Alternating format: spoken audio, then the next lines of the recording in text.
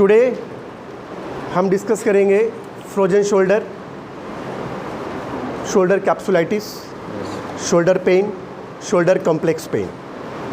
बहुत कॉमन है। यदि फिजियोथेरेपी की हम बात करें तो आपको हॉस्पिटल में, क्लिनिक्स में ऐसे भी आपको ऐसे पेशेंट बहुत मिलेंगे।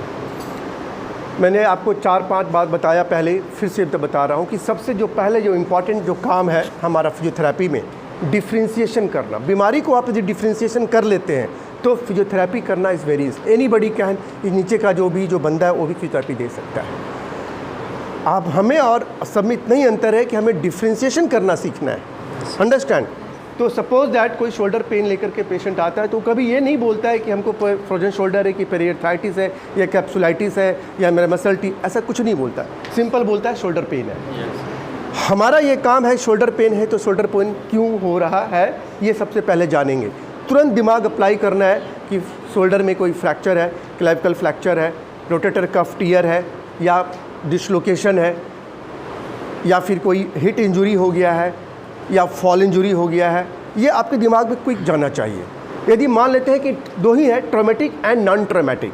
ट्रॉमेटिक का मतलब वैसा मरीज जिसको कि शोल्डर में चोट लग गया है, एक दूसरे से टकरा गया है, स्पोर्ट्स इंजरी हो गई है, वॉलीबॉल, फुटबॉल, क्रिकेट कुछ भी खेलते समय, राइडिंग करते समय तो ट्रॉमा हो गया, या गिर गया, आउट स्ट्रेच हैंड फॉल हो गया है, शोल्डर्स का head of the humerus dislocate हो गया है, right.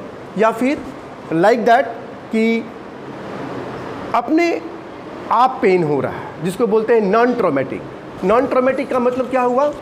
What is non traumatics? Non traumatics means pain is developing in the shoulder without any injury. उसको कुछ भी नहीं हुआ है, उसको कोई पेन नहीं, मतलब कोई इंजुरी नहीं हुआ, कोई ट्रॉमा नहीं हुआ, कोई गिरा नहीं, कहीं कुछ भी नहीं हुआ, बट फिर भी शोल्डर कंप्लेन कर रहा है। तो यहाँ पर आपके पास दिमाग में ध्यान चाहिए कि भाई शोल्डर को दो भाग में, नॉन ट्रॉमेटिक एंड ट्रॉमेटिक्स। यदि नॉन ट्रॉमेटिक होगा ट्रीटमेंट प्लान अलग, और ट्रॉमेटिक हो गया तो ट्रीटमेंट प्लान अलग हो जाएगा। तो नॉन ट्रॉमेटिक क्यों हो सकता है? व्हाट इज द मेन, कुछ भी कंडीशन है but main, what is the main causes? 2-3। Muscular weakness, muscle उसका वीक हो गया है, ओवर एज हो गया है, ओल्ड एज के पेशेंट आ रहे हैं उसमें हो सकता है, स्ट्रेच, ओवर स्ट्रेच हो गया है, ओवर यूज उसने काम कर लिया है, बहुत दिन तक ऐसा कोई एक्टिविटीज़ कर लिया है, computer work, accountants, so many things are there, writings, long time of writings, मतलब ओवर यूज उसने शोल्डर का या हैंड का किया, मगर उसमें क्या है कि उसको इंजरी नहीं हुई है, मगर फिर पेशेंट कंप्लेन कर रहा है। तो ट्रॉमेटिक एंड नॉन ट्रॉमेटिक्स। अब इसमें ध्यान देंगे एक्सपीरियंस से कि अब क्या मेजर फैक्टर इसके अंदर क्या इन्वॉल्व हुआ है। सिर्फ मसल इन्वॉल्व है, सिर्फ लिगामेंट इन्वॉल्व है, लिगामेंट्स के साथ बोन इन्वॉल्व है, कोई हेयर लाइन अंदर में क्रैक है, ये सब पे ध्यान जाना चाहिए, तुरंत जाने, एक्सपीरियंस से ये होता है। तो सब जगह ट्रीटमेंट प्लान वेरी करेगा। या फिर शोल्डर उसका काफ़ी स्टिफ हो गया है, शोल्डर बहुत ज़्यादा स्टिफ हो गया है, वेरी लॉक हो गया है, पेरियार्थाइटिस, शोल्डर उसको उठाने में दिक्कत हो रहा है, पीछे जाने में उसको दिक्कत हो रहा है, पेन बहुत तेज़ हो रहा है, रात में उसको नींद नहीं आ रही है पेन होने के कारण। कभी कभी पेरियार्थाइटिस में, या शोल्डर कैप्सुलाइटिस में, या frozen shoulder, froze, shoulder froze हो गया, बाजू नहीं उठ रहा है और काफ़ी ज़्यादा पेन होता है, पेशेंट को पानी पीने में, होल्डिंग में, कैचिंग में, ये सब में दिक्कत होने लगता है। एक वीडियो हम बाद में बनाएंगे इसका ट्रीटमेंट प्लान के लिए, चूँकि इतना में कवर नहीं होगा तो हम ट्रीटमेंट प्लान बाद में एक बार बनाएंगे। अभी एक इन्फॉर्मेशन दे रहे हैं कि दिमाग में क्या क्या बातें आपकी आनी चाहिए, ठीक है।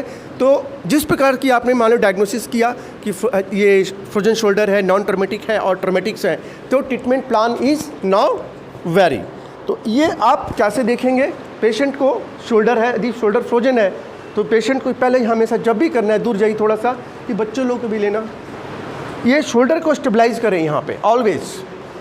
और जब आप ऐसे करेंगे या फिर उसको ऐसे करेंगे, यहाँ पे प्रेस करेंगे, the patient will complain pain, oh sir, ऐसे चीखेगा वो, because here some inflammation is there, यहाँ पे कुछ न कुछ गड़बड़ है। अब लिगामेंट में है, मसल में है, टेंडन में है, कोई आर्टरी में है, ये तो मालूम नहीं चलेगा ना, वो तो इन्वेस्टिगेशन जो MRI वगैरह देखेंगे तब मालूम चलेगा, लेकिन आइडिया तो लगा सकते हैं ना। तो हम ऐसे प्रेस करेंगे, कंप्लेन द पेन, इसका मतलब समझ जाइए कुछ ना कुछ पेशेंट को रॉन्ग है। उसके बाद आप जैसे जैसे और इन्वेस्टिगेशन की ओर जा सकते हैं। पेशेंट ऐसे हाथ को पूरा उठा नहीं पाएगा। In the case of frozen shoulder, periarthritis और कैप्सुलाइटिस पेशेंट नहीं उठाएगा। यदि कोई ट्रॉमा हो गया है, कोई चोट लग गया है, रोटेटर कफ इंजरी हो गई, सुप्रास्पाइनटस, इंफ्रास्पाइनटस, टेरिस माइनर, सबस्कैपुलरिस, उसमें कहीं कोई टीयर आ गया है, उसमें कहीं रिपीटेड मूवमेंट के कारण इन्फ्लेमेशन आ गया है, डेफिनेटली पेशेंट को बहुत पेन होगा। पेशेंट अपने हाथ को ही नहीं लिफ्ट कर पाएगा। पेशेंट बोलेगा सर हम बाजू को फेंकते हैं, हम बॉल थ्रो करते हैं या कुछ उठाते हैं तो हमें बहुत दिक्कत होती है, जब हम रेस्ट में रहते हैं तो हमें दिक्कत नहीं होती है। ये आपको कॉमनली ऐसा पेशेंट बोलेगा। तो वो देखना है कि भाई कोई टीयर का इन्वॉल्वमेंट है कि नहीं। अब हमारे पास अनुभव है तो हमें ऐसा की ज़रूरत पड़ती नहीं है, तुरंत हम मेकआउट करते चुका है। सीन सो मेनी केस, मगर अभी आप लोग यंग हैं, नए हैं, थोड़ा सा डिफ्रेंशिएशन करने में दिक्कत होगा, ग्रेजुअली धीरे धीरे जाएगा, मगर दिमाग के अंदर ये इन्फॉर्मेशन रखना है, राइट। देन यदि ट्रीटमेंट प्लान, सबसे पहले बताए कोई पेशेंट हमारे पास आता है, treatment plan to reduce the pain and inflammation. आप कोई एक्सरसाइज नहीं देंगे, एक्सरसाइज से कभी पेन कम नहीं होता है, बाद की बात होती है। पहले उसको पेन को कम करना होता है। Any ointment, any gel, any anti inflammatory, any analgesics, any type of sort of, जो भी आपके पास, ice therapy, hot therapy, infrared therapy, electrotherapy, ultrasonic massage, जो भी कुछ देके पहले पेन कम करेंगे। 2 दिन, 4 दिन, 5 दिन पेशेंट बोलेगा मुझे पेन कम हो रहा है। जब पेन कम होगा तब देखेंगे कि उसका मसल टीयर है, क्या है, वगैरह वगैरह है। तो उसके बाद उसको शोल्डर मोबिलाइजेशन स्टार्ट करेंगे, यहाँ स्टेबलाइज करके ऑक्सीलेशन करेंगे। पहले oscillation is very important. Direct don't go direct करेंगे मसल फिर से फट जाएगा। आप आया पेशेंट, आपने देखा भी नहीं, कुछ नहीं देखा, सीधा आराम से धड़ा धड़ ऐसे एक्सरसाइज शुरू कर दिया एकदम, हाँ नहीं, नो। तो पहले देखना है कि कोई टीयर का इन्वॉल्वमेंट है कि नहीं है। स्टेबलाइज करेंगे, ऑक्सीलेट करेंगे। ऑक्सीलेशन करने से ये लूज़ होगा, देन ग्रेजुअली धीरे धीरे धीरे जा करके उसको पूरा इसको फ्री करेंगे। और बाद में यदि ज़रूरत हुई इस तरह की कोई मेजर और डिसऑर्डर है तो उसका फिर रिहैब ट्रेनिंग पे जाएंगे, जो कि पहले बता चुके हैं। Strengthening, assisted, resisted, complete resisted, level 1, level 2, level 3, level 4 with the help of dumbbell, थारा ट्यूब, थारा बैंड। हम आपको बाद में एक बार इसके बारे में और डिटेल बताएंगे। अंडरस्टैंड? ये एक जनरल इन्फॉर्मेशन है। ये 8-10 मिनट के अंदर आप पूरा का पूरा शोल्डर कॉम्प्लेक्स नहीं पढ़ सकते हैं। एक जनरल हमको आपको रफली आइडिया दिए हैं, हम फिर इसका रेसिस्टेड एक्सरसाइज अलग से समझाएंगे। Thank you girls, boys. Sir वो बोल रहा है कुछ। स्टॉप।